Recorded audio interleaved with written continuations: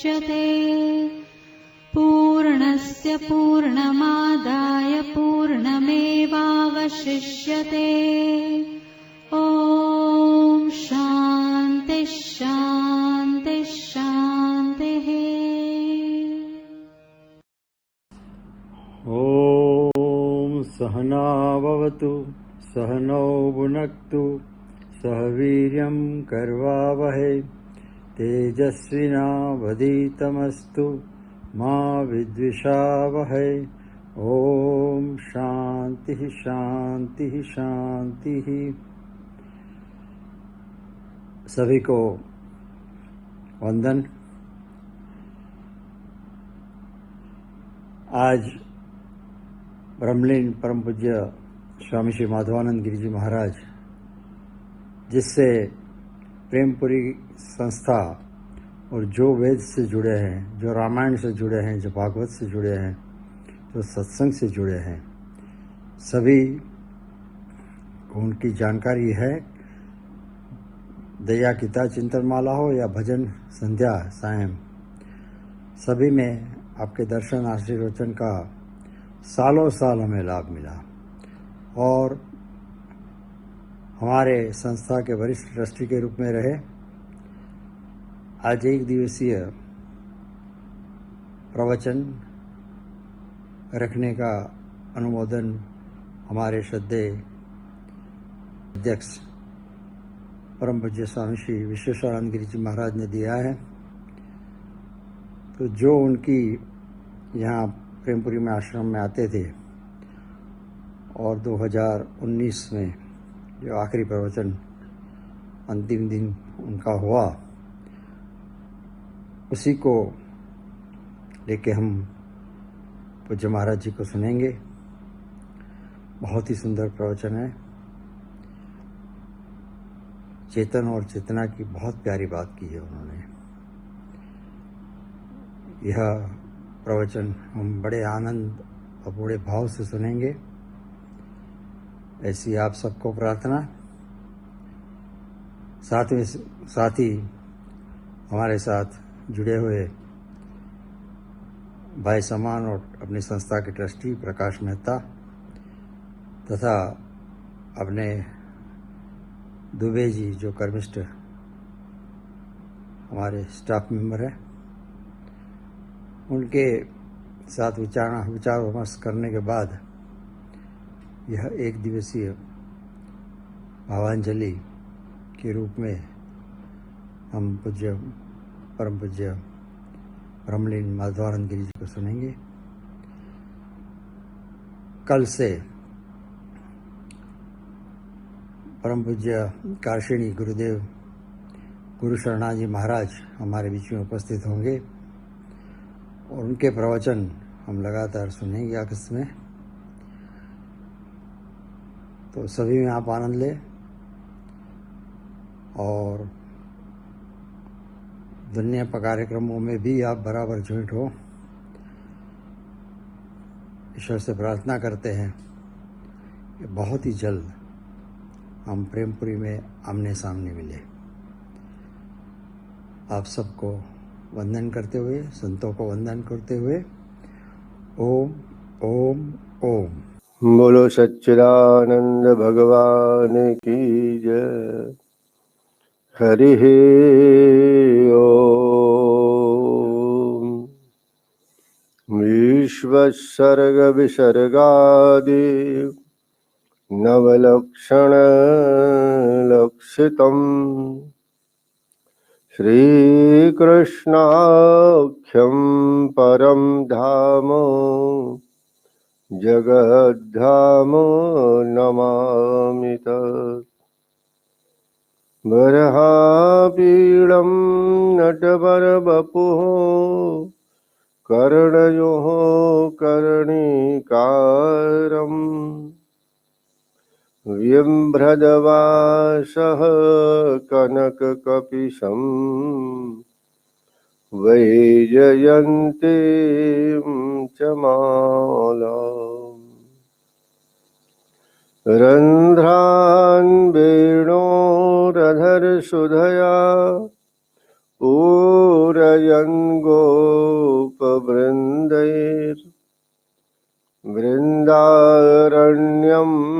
स्वपदरमणं प्राविशद्गीतकीर्तिः यो अन्तः प्रविश्य मम वाचमिमां प्रसुप्ताम् सञ्जीवयत्यखिलशक्तिधरा स्वधाम्नम् अन्यांश्च हस्तचरणश्रवणत्वगादीन् प्राणान्नमो भगवते पुरुषाय तुभ्यम् सानन्दमानन्दवने वसन्तम् आनन्दकन्दं नृतपापवृन्दम् वाराणसीनाथ मनाथनाथम् श्रीविश्वनाथं शरणं प्रपद्ये वसुदेवसुतं देवं कंसचाणूरमर्दनं देवकी परमानन्दं कृष्णं वन्दे जगद्गुरुम् गुरुर्ब्रह्मा गुरुर्विष्णु गुरुर्देवो महेश्वर गुरुः साक्षात् परब्रह्म तस्मै श्री गुरवे नमः। ओम शांति शांति शांति। गोविंद हरे गोपाल हरे जय जय प्रभु दीन दयालु हरे।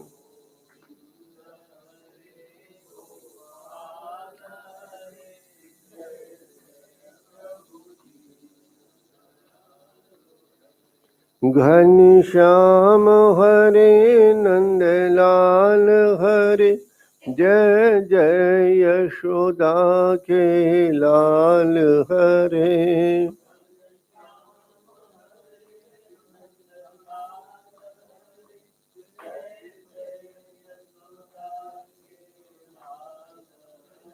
गोविंद हरे गोपाल हरे जय जय प्रभु दीन दयालु हरे।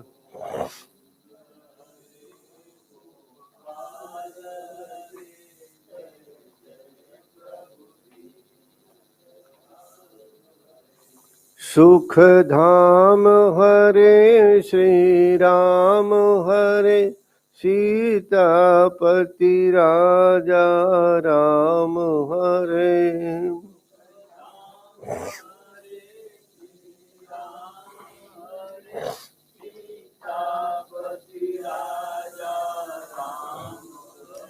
गोविंद हरे गोपाल हरे जय जय प्रभु दीन दयालु हरे।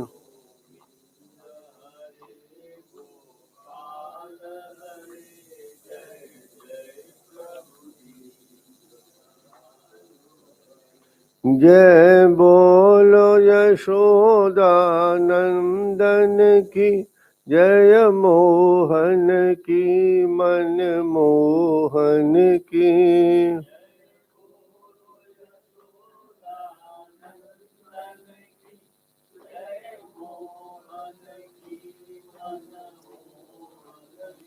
गोविंद हरे गोपाल हरे जय जय प्रभु दीन दयालु हरे।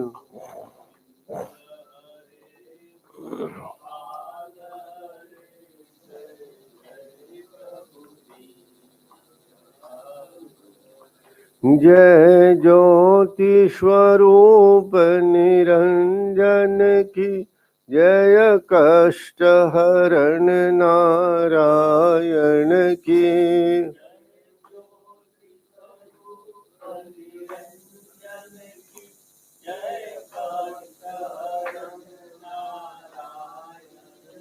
गोविंद हरे गोपाल हरे, जय जय प्रभु दीन दयालु हरे।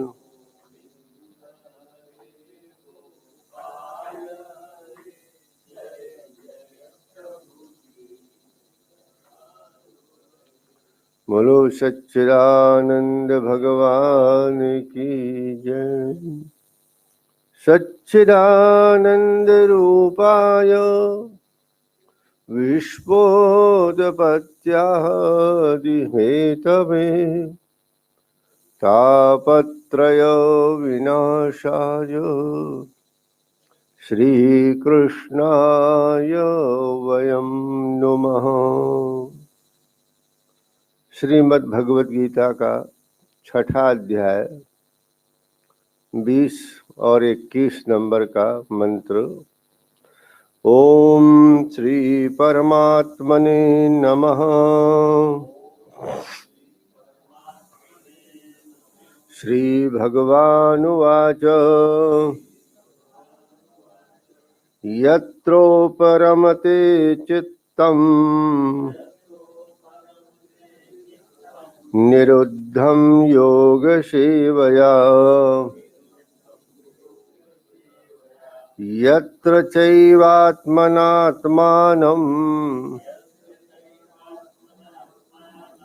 पश्यन्नात्मनि तुष्यति। सुखमात्यन्तिकं यत्तद् बुद्धिग्राह्यमतीन्द्रियम्, वेत्ति यत्र न चैवायम् स्थितश्चलति तत्त्वतः। परब्रह्म परमात्मा योगेश्वर भगवान श्री कृष्ण अपने परम प्रिय सखा भक्त अर्जुन को कुरुक्षेत्र के रणांगण में इस उच्च कोटि के ज्ञान को, श्रीमद् भगवद गीता का उपदेश भगवान ने किया। अर्जुन को तो भगवान कहते कि तुम केवल निमित्त हो, तो केवल युद्ध के लिए ही नहीं, हर एक कार्य के में व्यक्ति को अपने को निमित्त ही मानना चाहिए। तो ऐसे ये जो गीता का उपदेश भगवान अर्जुन के लिए करते, वहां भी अर्जुन निमित्त है, केवल अर्जुन के लिए नहीं है। संसार के जितने भी मनुष्य हैं सबके लिए उनका उपदेश है। इसलिए भगवान श्री कृष्ण को जगत गुरु के पदवी पर प्रतिष्ठापित किया है।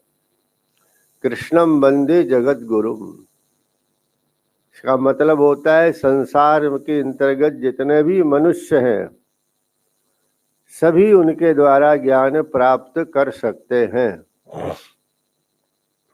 यहाँ पर भगवान एक प्रकार से योग की साधना को बता रहे हैं, क्योंकि वे स्वयं योगेश्वर हैं और योगेश्वर योग की ही बातें करेगा।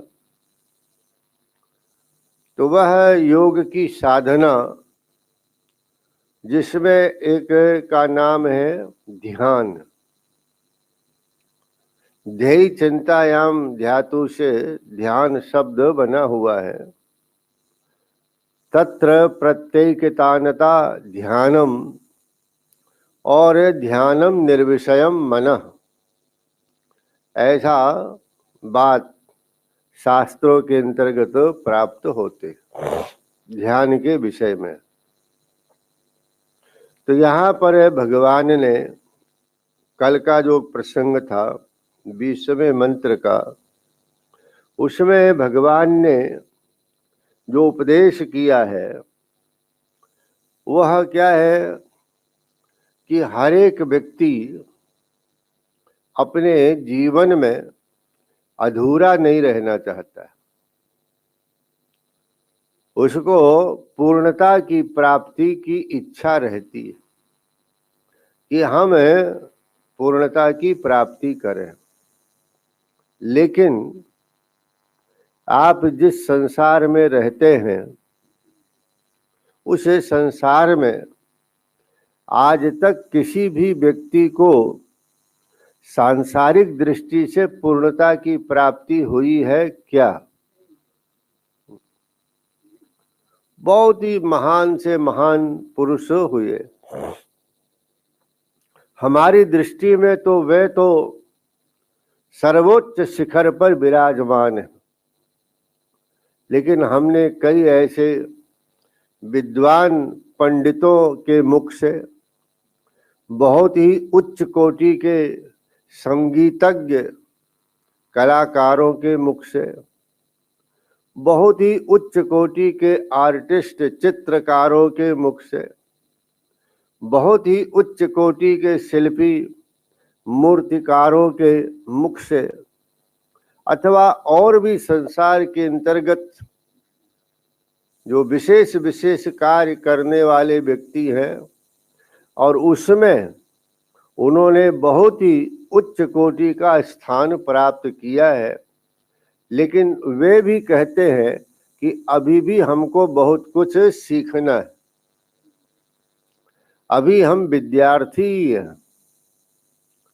हमारी दृष्टि में वे भले ही प्रोफेसर हो गए हों, लेकिन वे अपनी दृष्टि में अपने को विद्यार्थी ही मानते हैं, अभी हमारे अंतर्गत कमी है। तो इस कमी को अगर व्यक्ति समझ ले तो उसका उद्धार हो जाता है। फिर उसमें क्या, सबसे बड़ा जो दोष अभिमान का है वो उसके अंतर्गत नहीं आएगा, नम्र रहेगा। और यदि उसमें किसी प्रकार की पूर्णता आदि का, तो उसमें क्या अभिमान आ जाएगा। तो ये समझना बहुत आवश्यक है, और आवश्यक इसलिए है कि ये स्थिति है संसार में, तो ये आपको जबरदस्ती मानने के लिए नहीं कहा जा रहा। और आप स्वयं की अनुभूति बता सकते हो कि इतना सब कुछ होने पर भी अभी भी हमको कुछ अपने में कमी मालूम पड़ती है। कोई साधना भी करता है, भजन भी करता है, तो वहां पर भी उसको लगता है कि नहीं, जितना होना चाहिए, जैसा होना चाहिए, ये अभी हमारे अंतर्गत कमी है, इसकी वो अनुभूति कर। तो चाहे व्यवहारिक क्षेत्र हो, चाहे ये आध्यात्मिक क्षेत्र हो, उसके अंतर्गत एक अधूरापन तो रहता ही है, कमी उसके अंतर्गत रहती है। तो क्या ये अधूरापन बना ही रहेगा? हम आधे अधूरे में ही इस संसार को छोड़ करके चले जाएंगे? तो भगवान कहते भाई, सांसारिक दृष्टि से तुम कभी पूर्ण तो नहीं हो सकते, किसी को मैंने ऐसा बनाया ही नहीं। अगर तुम परिपूर्ण होना चाहते हो तो उसके लिए तुम्हें जो है ना, आत्मज्ञान की प्राप्ति करनी होगी। और जो आत्मज्ञान को प्राप्त कर लेता है, ब्रह्म ज्ञान को प्राप्त कर लेता है, उसी के अंतर्गत एक प्रकार से परिपूर्णता आती है। जो यहाँ पर भगवान ने कहा आत्मनि तुष्यति, उसको अपने आप में एक संतोष हो जाता है, तुष्टि आ जाती है, तृप्ति आ जाती है कि हमें जो प्राप्त करना था वो हमने उसको क्या प्राप्त कर लिया। और भी एक बात बताई थी, भगवान 15वें अध्याय में कहते हैं, एतद् बुद्ध्वा बुद्धिमान स्यात् कृत कृत्यश्च भारत। इस ज्ञान को जो व्यक्ति प्राप्त कर लेता है, स्वीकार कर लेता है, वही क्या है, बुद्धिमान है। जिसमें ज्ञान हो वही बुद्धिमान है। लेकिन भगवान की दृष्टि में बुद्धिमान कौन है? पुरुषोत्तम योग में जो भगवान ने उपदेश किया है, उस ज्ञान से जो युक्त होता है वो बुद्धिमान है। और जो बुद्धिमान है वही कृत कृत्यश्च भारत, अर्थात उसको जो भी कर्तव्य था, जो कृत था, वो कृत हो गया, पूर्ण हो गया। अब उसको कुछ भी करने को बाकी रहा नहीं। तो इस प्रकार की पूर्णता का बोध, अनुभव होने से ही व्यक्ति को मोक्ष की प्राप्ति होती है। अगर कोई कमी रह गई तो फिर मोक्ष मिलने वाला नहीं। उस कमी को दूर करने के लिए अगला जन्म लेना पड़ेगा। तो जिस प्रकार से व्यक्ति मोक्ष की प्राप्ति तभी करता है जब उसका कोई कर्म का फल शेष नहीं रहता। यदि उसका कर्म का फल शेष रहेगा तो उसको संसार में आना ही पड़ेगा, उसका फिर से जन्म होगा। लेकिन जिसका कर्म का फल सब पूर्ण रूप से समाप्त हो गया,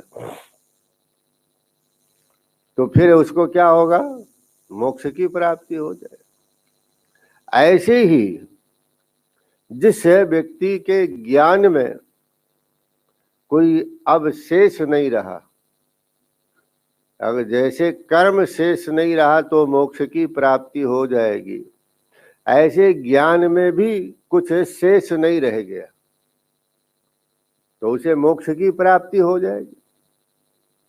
तो ये इस प्रकार से इसका फल है, इसका परिणाम है जो यहाँ पर भगवान बता रहे हैं। तो उन्होंने ये बताया कि यह जो ध्यान योगी है, जो ध्यान का अभ्यास करता है, कैसे करता है? यत्रोपरमते चित्तम निरुद्धम योग सेवया यत्र चैवात्मनात्मानं पश्यन्नात्मनि तुष्यति।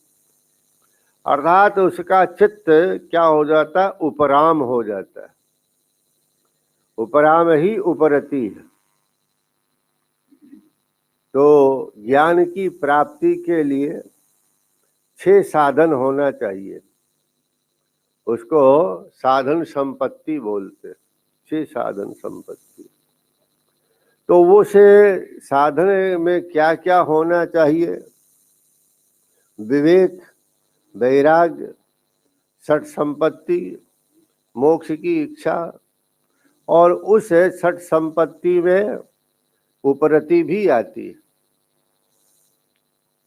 तो ये जो उपरामता आना बहुत आवश्यक है। इसलिए भगवान यहाँ पर कहते हैं, लेकिन वो उपरामता कब आती है? जब व्यक्ति ध्यान में स्थित होता है। तो संसार के तरफ से उसका राग मिटता नहीं तो कम तो हो ही जाता है। इसी का नाम है उपरामता।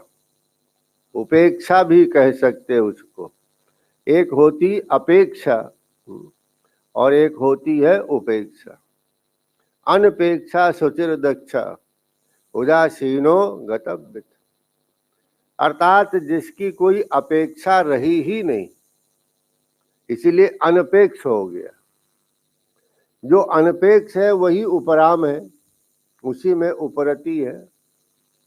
तो इस प्रकार से ये उपरामता की स्थिति आती है ध्यान योगी को। और जब उसके अंतर्गत उपरामता आ जाती है, यत्र, जिस अवस्था में जहाँ पर ध्यान करते करते ध्यान योगी उस जगह पर पहुंच जाता है कि उसका चित्त उपराम को प्राप्त हो जाता है। और निरुद्धम योग सेवया, ये जो योग का साधन है जिसमें हमने यम भी किया, नियम भी किया, आसन भी किया, प्राणायाम भी किया, प्रत्याहार, धारणा आदि ये सब किया, और अब हम ध्यान का अभ्यास कर रहे हैं। ये भी एक प्रकार का साधन ही है, योग सेवया। तो ये जो योग का सेवन करता है व्यक्ति, हमने बताया कि उस योग की साधना में 3 अवस्थाएं होती हैं। उसमें एक विक्षिप्त की अवस्था होती है, अर्थात उसके द्वारा कभी होता है कभी नहीं होता, ध्यान आदि जो है ना। लेकिन फिर उसके आगे अभ्यास करते करते अभ्यास से जड़मति होत सुजान, रसरी आवर जातते सिल पर पड़त निशान। पहले कुएं से लोग पानी भरते थे तो कुएं का जो ऊपरी भाग होता था वो पत्थर आदि से उसको बनाते थे, लेकिन पानी भरने वाले रस्सी में बाल्टी बांध करके, तो वो उनकी रस्सी कुएं के ऊपर जो पत्थर लगा हुआ है उसके आगे के भाग से संबंध उसका रहता है, उससे स्पर्श करते करते वो नीचे जाती है, और फिर बाल्टी जब भर जाती तो उस वजन हो जाता है, तो भी वैसे ही लोग खींचते। और ये होते होते होते पत्थर कितना कठोर होता है, वहां पर गड्ढे पड़ जाते, उस रस्सी के आने जाने का निशान उसके अंतर्गत पड़ जाता है, क्योंकि वहां ये अभ्यास किया गया रस्सी को। वैसे ही कितना भी व्यक्ति जड़मती हो वो भी सुजान हो जाता है यदि वो अभ्यास करे तो ये अभ्यास करने से उसकी जो विक्षिप्त वाली अवस्था है वो दूर हो जाती है, और अब वो एकाग्र की स्थिति में पहुंच जाता है। तो वहां उसका मन लगा रहता है, नहीं कि अब वहां से नहीं हट गया, एकाग्र अवस्था। तो ये ध्यान, फिर ध्यान से भी जब वो आगे जाता है तो उसकी अवस्था हो जाती निरुद्ध की। यहाँ जो भगवान कहते हैं कि निरुद्धम योग सेवया, उस योगाभ्यास के माध्यम से वो कहाँ पर पहुंच गया? निरुद्ध अवस्था में पहुंच गया। किसका निरुद्ध? बोले चित्त की वृत्तियों का निरोध। ध्यान में चित्त की वृत्ति है, इसीलिए उसका नाम है ध्यान। और जब उससे भी ऊपर जाता है व्यक्ति, जिसको समाधि कहते हैं, तो वहां पर वो चित्त की वृत्ति भी नहीं रहती। ये चित्त की वृत्ति हमेशा बनी रहती है, जागृत अवस्था में भी, स्वप्न अवस्था में भी। हम जो कुछ भी कार्य करते हैं वो चित्त की वृत्ति के आधार पर ही करते हैं। वो हमारे चित्त की वृत्ति जिस आकार को ग्रहण कर लेती है, हमें उसी वस्तु का बोध होता है, साक्षात्कार होता है, प्रत्यक्ष होता है। यदि वृत्ति उसे ग्रहण ना करे तो कुछ मालूम नहीं पड़ेगा। ये जो प्रत्यक्ष आदि, ये केवल नेत्र से देखने से नहीं होता है, बल्कि जो है अंतःकरण की वृत्ति जब उसे ग्रहण करती है तब उसका प्रत्यक्ष होता है। चाहे वो शब्द हो, चाहे रूप हो, रस हो, गंध हो, स्पर्श हो। वृत्ति तदाकार विषयाकार नहीं बनेगी तो आप चाहे कितना भी देखो, कितना भी सुनो, आपके उसको कोई बोध प्राप्त नहीं हो। तो यही वृत्ति जो विषयाकार, घटाकार, पटाकार, मठाकार, स्त्रियाकार, पुरुषाकार, वही वृत्ति जो है ब्रह्माकार भी बनती है। भगवदाकाराकारित ये अंतःकरण की चित्त की वृत्ति है। तो जब हम अपने नेत्रों से, अपने श्रोत्रों से, अपने वाणी से भगवान को देखते सुनते हैं, पूजा आदि करते हैं, तो वृत्ति कैसी हो जाती है? भगवदाकाराकारित। तो ये जो वृत्ति वहां पर बनी रहती है ध्यान के अंतर्गत, तो विषयाकार वृत्ति से तो भगवदाकाराकारित वृत्ति उत्तम है ही, कि हम अपनी वृत्ति को परमात्मा में लगा करके रखें। तो वो जिसमें वृत्ति जाएगी वही उसका आकार हो जाएगा। वृत्ति का अपना कोई आकार नहीं है। जिस पदार्थ को वो ग्रहण करेगी, जिस विषय को ग्रहण करेगी, वही उसका आकार बन जाएगा। यही बात हमारे वेदांत में बताया गया।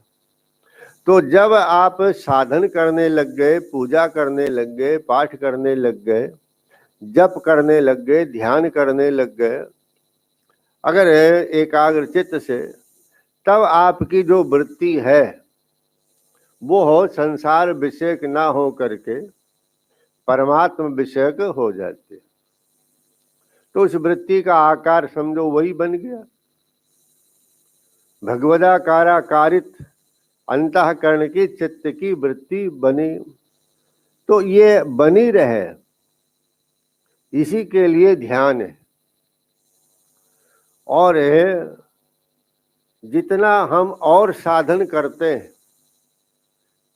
पूजा करने में हम जितना टाइम लगाते हैं, जप करने में भी हम बहुत सा समय लगाते हैं, और भी दूसरे कृत्य इत्यादि जैसे श्रवण आदि है, उसको हम जितनी देर श्रवण करते हैं, कहते ध्यान सबसे ज्यादा करना चाहिए। ध्यान में अपना समय विशेष लगाना चाहिए। लेकिन होता क्या है, कथा तो आदमी 6-6 घंटा भी सुन लेता है। पहले भागवत रामायण आदि की कथाएं होती थी, डोंगरे बापू आदि करते थे, 3 घंटा सुबह 3, और जिस दिन राम जन्म हो, कृष्ण जन्म हो, तो उस दिन तो पूछो ही मत, समय का कोई वहां पर वो नहीं रहता। तो श्रवण तो इतने लंबे समय तक कर सकते हैं, पूजा भी बहुत लोग समय उसमें लगाते हैं, पाठ करते हैं तो इतना पाठ करते हैं कि उसमें भी उनको घंटों लग जाते हैं।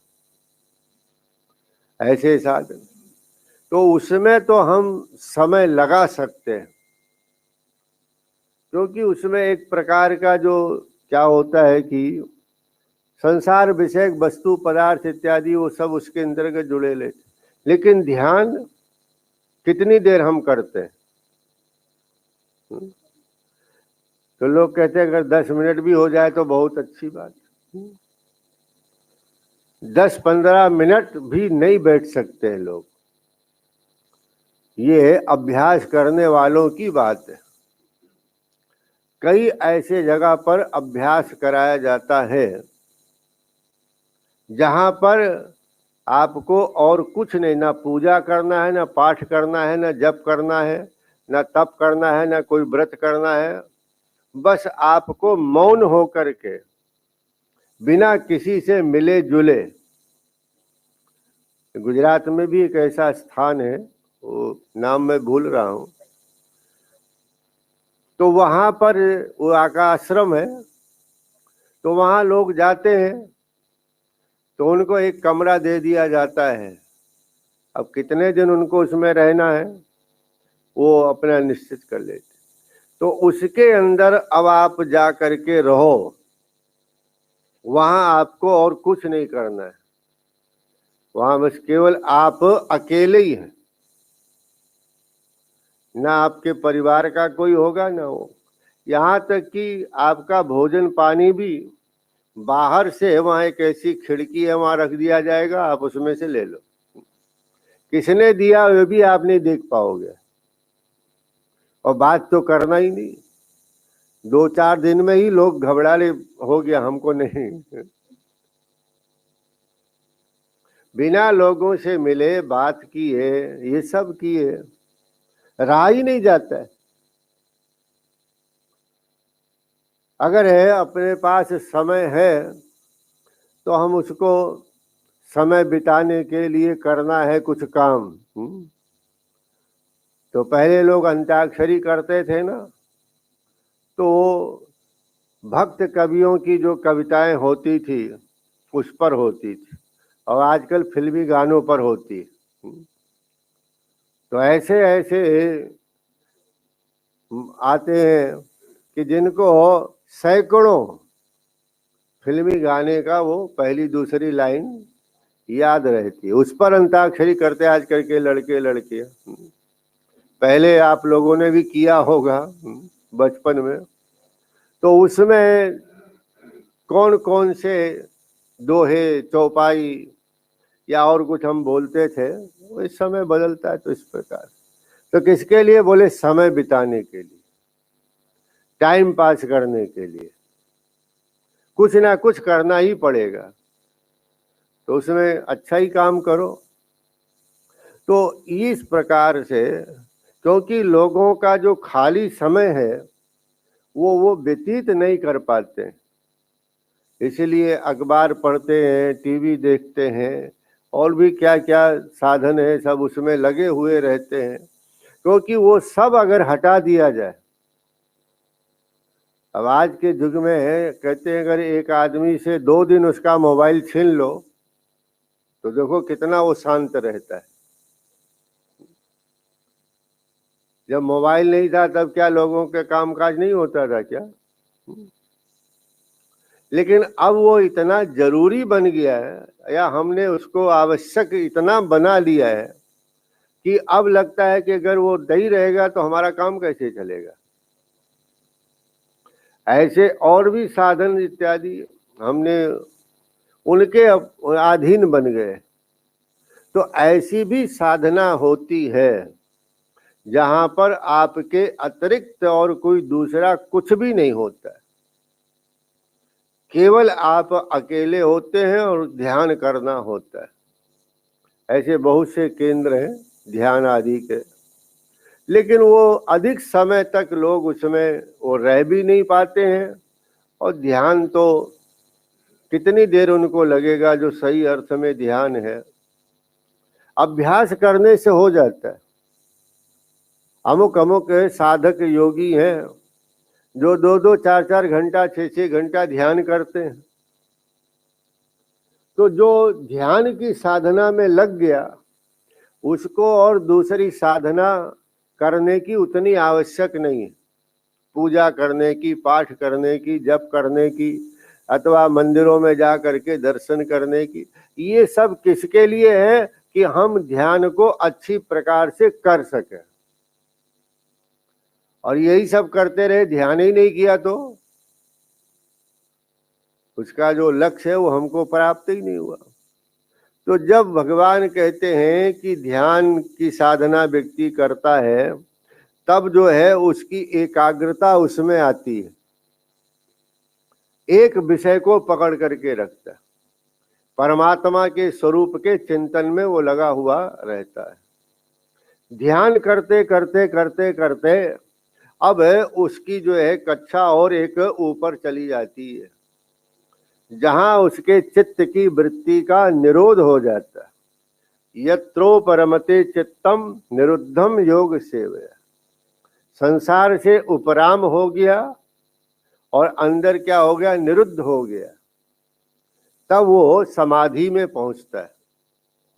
समाधि में चित्त की वृत्ति नहीं रहती। यही जो है योग का लक्षण है। योगस्य चित्त वृत्ति निरोधस्यात्। तो योग का मतलब केवल ऊपर पैर नीचे हाथ ऐसा कुछ करके यही योग नहीं है। ये सब करते करते करते करते चित्त की वृत्ति के निरोध तक पहुंचना है। और वही क्या है, एक समाधि की स्थिति बताते हैं। तो जब तक ध्याता ध्यान ध्येय इन तीनों को हम अलग अलग करके साधना में रखते तो उसका नाम है ध्यान। यहाँ पर वृत्ति है, एकाग्र है, तो हमको अपने आप को ध्याता, परमात्मा को ध्येय, और है ध्यान रूपी जो साधन है वो ध्यान, आंख बंद करके बैठे हुए मन से एक रूप का चिन्ह, तो इसको तो कहते हैं ध्यान। लेकिन और इसके जब आगे व्यक्ति जाता है तो ये ध्यातापना का और ध्यान का भी संबंध खत्म हो जाता कि हम ध्यान कर रहे हैं, करने में अपने तरफ से कुछ पुरुषार्थ करना पड़ता है। तो ये ध्यान कर रहे, करना पड़ता है, उसके लिए हम अपने आप को तैयार करते हैं, तो ये हम उसके कर्ता बन जाते, जिसको यहाँ ध्याता बनाया कि हम अमुक कर्म के कर्ता हैं, ध्यान के हम ध्याता हैं। लेकिन जब और आगे आप जाओगे ना तो आप कर्ता भी नहीं रहोगे, ध्याता भी नहीं रहोगे। वहां आपको अपनी तरफ से कुछ नहीं करना है, किसी भी कार्य का कर्ता नहीं बनना है, जो होगा सो अपने आप होगा।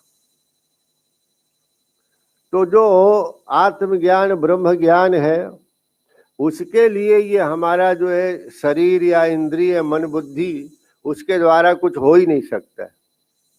यतो वाचो निवर्तन्ते अप्राप मनसा। तो ये जब तक इससे करते रहेंगे तब तक वो पूजा है, तब तक वो भक्ति है या ध्यान है, जिसमें एक क्रिया होती है, जिसमें एक कर्ता भी होता है और एक कर्म का फल होता है। लेकिन आगे जब व्यक्ति पहुंच गया तब केवल ध्येय का ही स्वरूप होता है, वहां उसको ध्येय भी नहीं कह सकते हैं, क्योंकि जब ध्याता होगा तो ध्येय होगा, जब ध्याता ही नहीं रहा तो ध्येय किसको कहेगा, जब ज्ञाता ही नहीं रहा तो ज्ञेय क्या है। तो ये सब पीछे छूट जाते हैं और केवल व्यक्ति अपने स्वरूप आत्मा में स्थित हो जाता है, ध्येय के स्वरूप में वो समाविष्ट हो जाता है। इसी को भगवान कहते हैं यत्र चैवात्मनात्मानं पश्यन्नात्मनि तुष्यति। यहाँ पर तीन बातें बताई। तो एक तो बताया यत्र चैवम आत्मानम, अर्थात यत्र चैव, तो अपने आत्मा के अंतर्गत, अर्थात अपने आप को आत्मना, यानी जो साधन है वही कौन है, वो भी आत्मा है, और जो साध्य है वो भी कौन है, वो भी आत्मा ही, और जो साधन है वो भी आत्मा। यत्र चैवा आत्मानम आत्मना आत्मानम आत्मनि पश्यति, अर्थात अधिष्ठान भी वही है और उसमें जो ज्ञान जिसका होगा वो भी वही है, और जिसके द्वारा होता है, यानी ज्ञाता भी वही है, ज्ञान भी वही है और ज्ञेय भी वही है। जैसे गीता का एक प्रसिद्ध मंत्र है, ब्रह्मार्पणम ब्रह्म हविर ब्रह्माग्नो ब्रह्मणा हुतम ब्रह्मैव तेन गंतव्यम ब्रह्म कर्म समाधिन। वहां सब कुछ एक ब्रह्म ही बताया, दूसरा कोई है ही नहीं। ऐसे ही यहाँ पर भगवान एक ही आत्मा है, आत्मा के द्वारा आत्मा को आत्मा में देखता है, तो सब कुछ आत्म तत्व हो गया। तो इस प्रकार है जब व्यक्ति यानी आत्मा के द्वारा आत्मा को आत्मा भी देखता है तो आत्मनि पश्यन् तुष्यति, तब जा करके वो संतुष्टि आती है। ये आपका अधूरापन खत्म हो जाता है, एक पूर्णता आपके अंतर्गत आ जाती है। फिर आप अपने आप को परिपूर्ण समझने लग जाते, क्योंकि अब आपका संबंध है संसार से नहीं है, किससे है? परमात्मा से। एक परमात्मा ही सब प्रकार से परिपूर्ण है और संसार का कोई भी वस्तु पदार्थ, कोई भी व्यक्ति सांसारिक दृष्टि से पूर्ण कोई नहीं, कुछ ना कुछ कमी उसके अंतर्गत रहती है। एक कोई बहुत अच्छा चित्रकार था, अपने शक्ति से या अपनी जिससे उसने एक बहुत सुंदर चित्र बनाया और उसकी एक प्रदर्शनी लगा दिया, बहुत से लोग देखने के लिए। लेकिन वो विनम्र कलाकार था, तो उसने नीचे एक नोट क्या लिख दिया कि अगर इसमें चित्र बनाने में कोई भूल रह गई हो तो वो बताने का कष्ट करें, जिससे हम अगले चित्र में सुधार कर लें। ऐसे बहुत से लोगों की रचनाओं में भी आता है कि अगर कुछ भूल रह गई, कोई त्रुटि रह गई तो उसकी सूचना करो तो अगले उसमें हम सुधार कर लेंगे। तो एक विनम्रता के रह ही जाता है। तो वहाँ उसके चित्र में जो देखने आए, इसमें कोई कमी है तो किसी की कुछ कमी दिखाई पड़ी, किसी को कुछ दिखाई पड़ा, किसी को कुछ दिखाई पड़ा। अर्थात सुबह से शाम तक उसके चित्र में सैकड़ों निशान बन गए। तो वो कहाँ अपने आप को बहुत बड़ा कलाकार समझता था, लेकिन उसके उस कलाकारी में इतने दोष लोगों ने निकाल दिए तो बेचारा दुखी हो गया। एक आध कमी हो तो चलो ठीक है, लेकिन सैकड़ों कमी लोगों ने बता दिया, ये ठीक नहीं है, ये ठीक नहीं है, इसमें ये गलती। वो दुखी होकर के किसी महात्मा के पास में गया, सब पूरा वृत्तांत अपने उसने बताया। महाराज ऐसा, उन्होंने कहा तुम दुखी मत हो, मैं तुमको एक उपाय बताता हूँ, तुम एक दूसरा चित्र बनाओ, जितना हो सके अच्छे से अच्छे में चित्र बनाओ। बोले ठीक है, बनाया उसने। बोले फिर इसकी प्रदर्शनी लगाओ। तो उसने लिखा कि अगर इस चित्र में कोई त्रुटि रह गई हो तो कृपया उसे सुधारने का प्रयत्न करें। एक भी निशान कोई नहीं लगाया। सुधारने की कौन, दोष निकालना तो सबको आता है, लेकिन उस दोष को समाप्त करने के कोई मिलेगा नहीं कि जिसके माध्यम से आपका दोष चला जाए। तो महात्मा ने पूछा क्या हुआ? बोले कुछ उसमें जो सुधारने का कोई प्रयत्न ही नहीं है, कर ही नहीं सकते। तो इस प्रकार से एक पंडित जी यहाँ आते थे, बड़े अच्छे रामायण के वक्ता थे, आप सब लोग जानते हैं। कहते एक बार कोई वो प्रवचन कर रहे थे कि कोई और प्रवचन कर रहा था, तो एक श्रोता आया, उसने कहा आप अमुक बार जो है 36 बार अशुद्ध उच्चारण किया। तो उसने कहा भाई आप तो धन्य हैं कि आपने इतनी एकाग्रता के साथ श्रवण किया, तब ने आपको मालूम पड़ा कि हम हैं इतने उच्चारण कहाँ कहाँ। तो ऐसे भी होते हैं दोष निकालने वाले।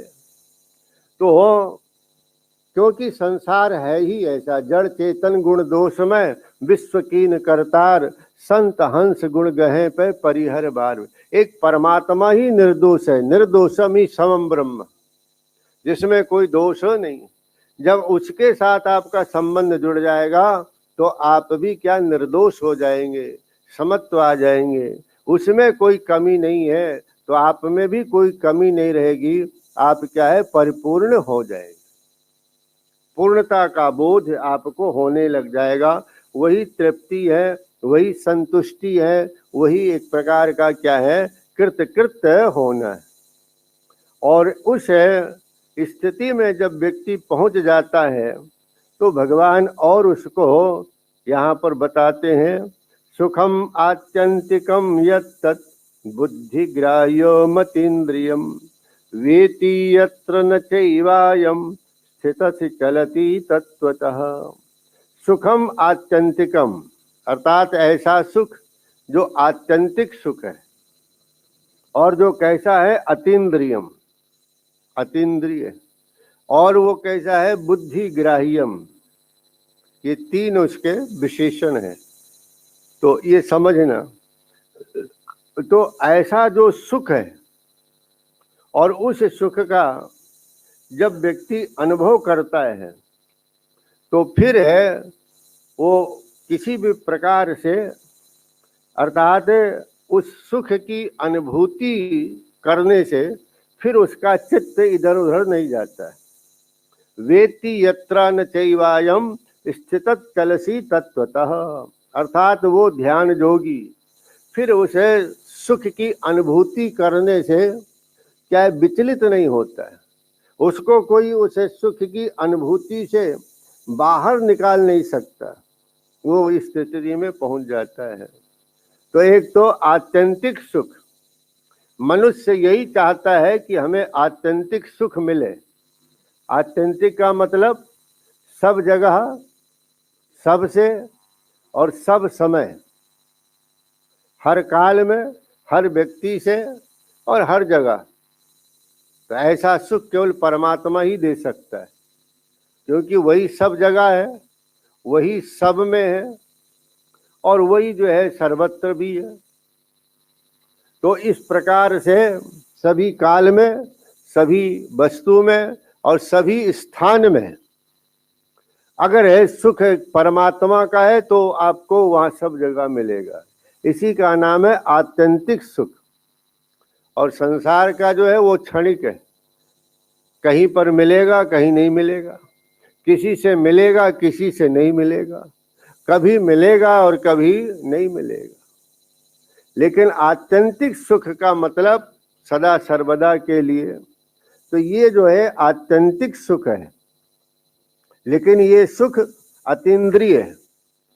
हम लोग जो एक प्रकार का सुख अनुभव करते हैं वो क्या इंद्रिय वाला, यानी विषयों का संबंध जब इंद्रियों से करते हैं तब एक सुख मिलता है। लेकिन ये कैसा सुख है अतीन्द्रियम, और कैसा बुद्धिग्राह्यम, जिसका ग्रहण बुद्धि से होता है। तो ये जो आत्यंतिक सुख है इसी को भगवान कहते परम स्थिति, चरम स्थिति, सा काष्ठा सा परागति। इसी को अक्षय सुख भी कहते हैं। सा ब्रह्म योग युक्तात्मा सुखम अक्षय मसनुते, ऐसा सुख जो कभी कम नहीं होता, अक्षय सुख। ये तो परमात्मा का ब्रह्म का ही सुख है। संसार का सुख तो घटते घटते खत्म ही हो जाता है। तो ये ऐसा है, इसी को अत्यंत सुख भी कहते हैं। सुखेन ब्रह्म संस्पर्शम अत्यंतम सुख मसनुते, और इसी को एकांतिक सुख भी कहते हैं। शाश्वतस्य धर्मस्य सुखस्य एकांतिकस्य च, ऐसा गीता में भगवान अक्षय सुख, अत्यंत सुख, एकांतिक सुख और है यहाँ पर आत्यंतिक सुख कहा।